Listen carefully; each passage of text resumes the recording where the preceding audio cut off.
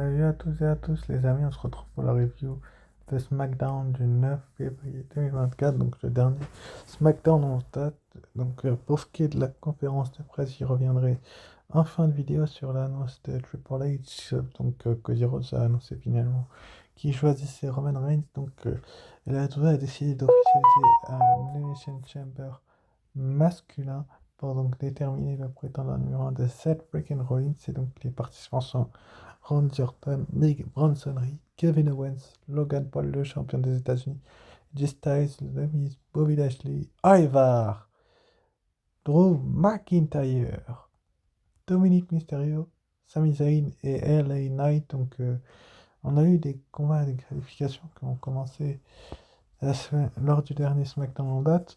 Enfin bref, ce segment d'ouverture de show était plutôt intéressant, j'ai trouvé personnellement, surtout que Triple H remettait un petit peu tout le monde à sa place et reconstitualisait le tout et s'adressait un petit peu au Rock et à Roman Reigns. Bon, c'est un point positif. Donc pour ouvrir le show, donc on a eu le premier combat de qualification pour le Elimination Chamber masculin en direction de Perth. AJ Styles, le phénoménal, face au Scottish Warrior Drew McIntyre, qui de ces deux hommes a été le premier à obtenir son ticket pour Perth en Australie pour le Elimination Chamber pour aller défier Seth freaking Rollins à WrestleMania pour le titre de champion du monde poids lourd. C'est assez compliqué à expliquer que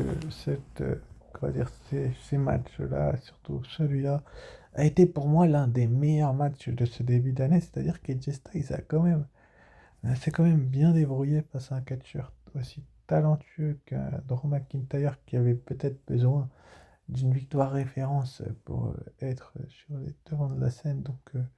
Je pense que la WWE c'est clairement ce qu'elle faisait. La victoire était. Enfin, on s'y attendait un petit peu au résultat de ce match.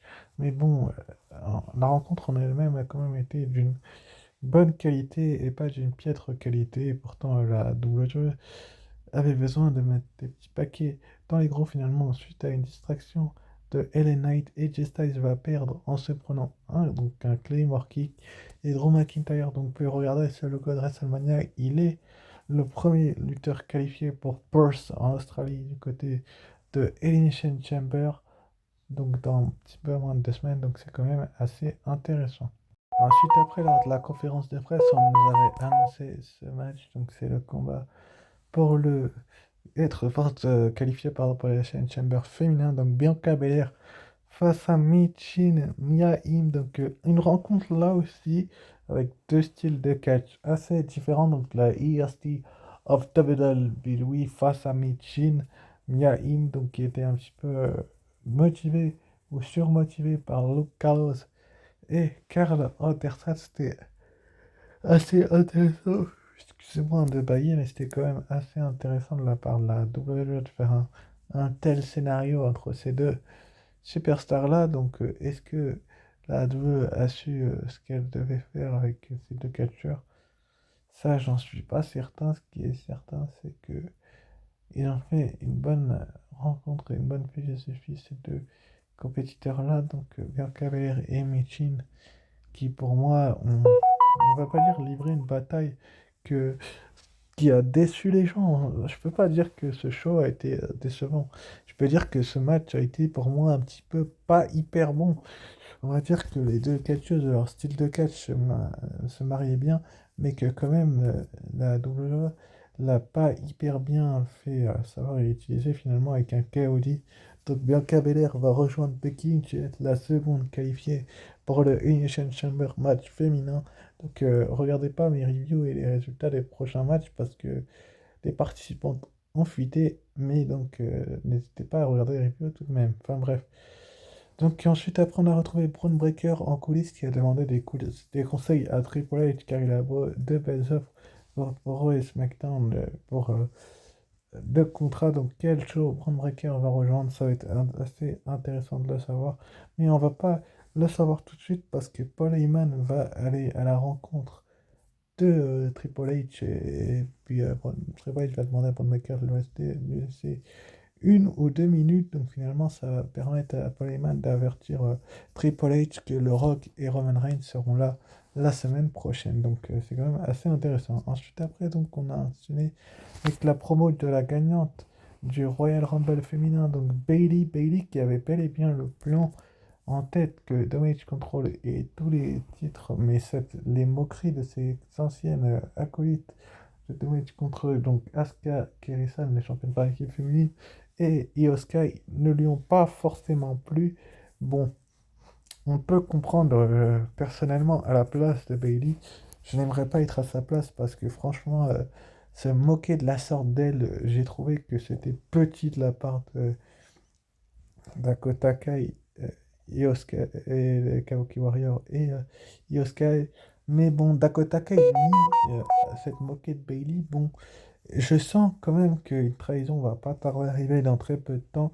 J'ai quand même pris le temps de regarder le show avant de tourner cette vidéo un petit peu tardivement hier soir, mais bon, visiblement ça sera pas pour tout de suite car les Kabuki Warriors vont arriver et Dakota Kai va s'emparer d'une chaise et faire le ménage et chasser donc Asuka, Kerisan et Io Sky sous l'étonnement de Bailey qui va finalement mettre un shoot dans la chaise pour pas se faire attaquer. Mais bon, elle a été un moment quand même Dakota Kai dans le dos de Bailey et elle a un petit peu hésité, ce qui me fait dire que ça va être quand même assez étonnant. Donc finalement, Keri-san, Asuka et Io Sky ils sont quand même assez étonnés du fait que Dakota Kai rejoigne Bailey. Mais bon, c'est elle qui a créé Damage Control et je trouve ça quand même assez intéressant de pour le moment les laisser ensemble parce que je pense que ça va pas durer ainsi et j'ai vraiment hâte dans les prochaines semaines parce que les tensions sont énormes avec Bailey et les Kabuki Warriors et puis il y aura Dakota Kai et Asuka et Yosuke bien évidemment.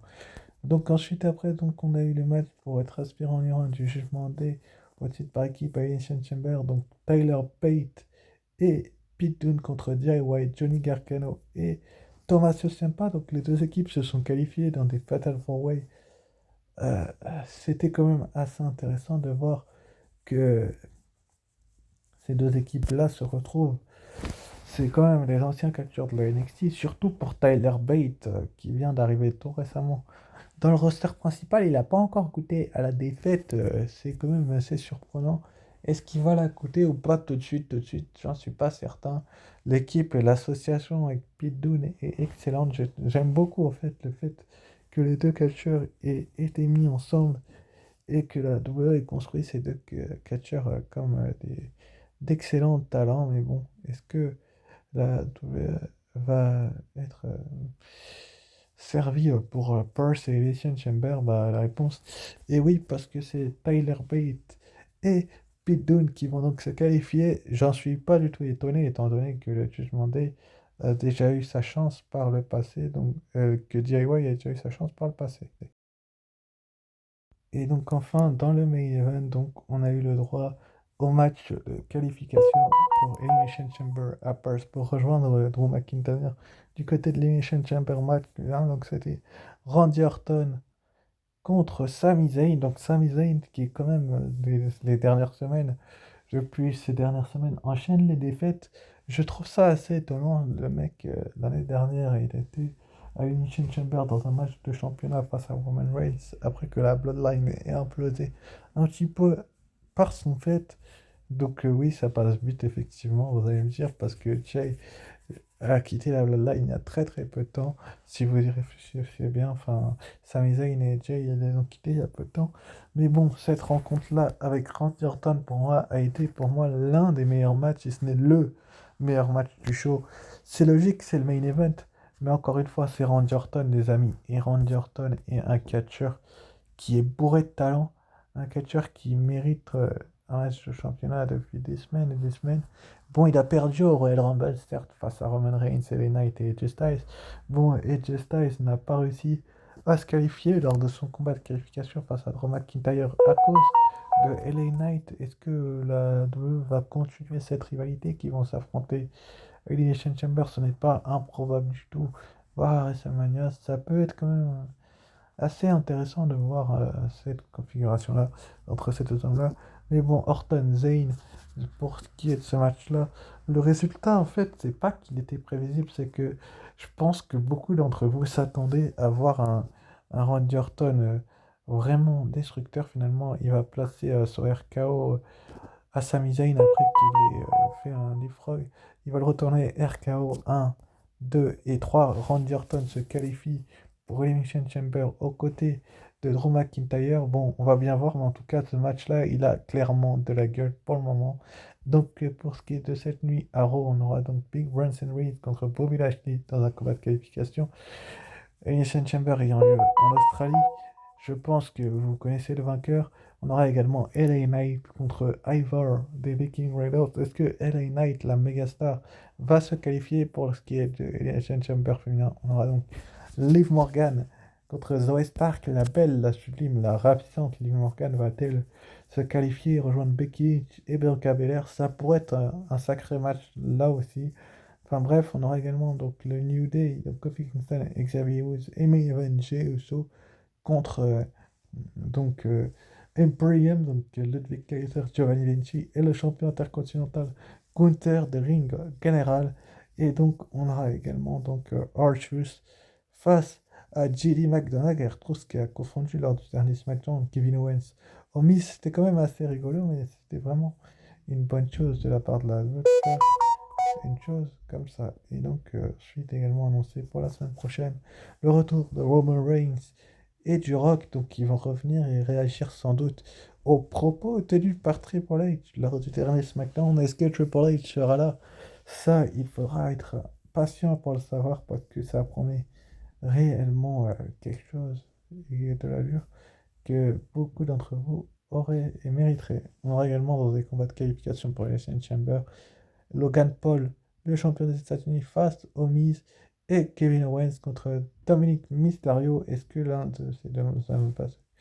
de ces quatre hommes se qualifieront et rejoindront Drew McIntyre et Randy Orton ainsi que Reed ou Lashley? Enfin bref, le match que j'ai annoncé, on aura également Tiffany Stratton contre Shotzi et Naomi contre Zelina Vega pour l'Elimination Chamber féminin. Et donc, comme je vous le disais, c'est désormais officiel du côté du WrestleMania.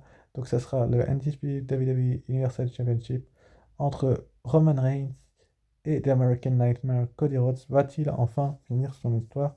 Et on aura également donc annoncé à Aix-en-Provence l'Arena du Pays d'Aix, donc un live event de la WWE qui va promettre son détour. Franchement, je vous conseille d'y aller. Je vous conseille clairement d'y aller parce que je pense que la WWE sait très bien ce qu'elle fait là-dessus. Bon, pour ce qui est de la review du prochain Raw, je ne vais pas avoir la choix que de la faire demain. Bon, je pense que je la ferai demain, sinon ce sera jeudi. Et n'hésitez pas à liker, commenter et s'abonner et donner votre avis. Pour la note du show, c'est un bon, voire un excellent 14 sur 20 pour ce SmackDown-là qui m'a vraiment emballé.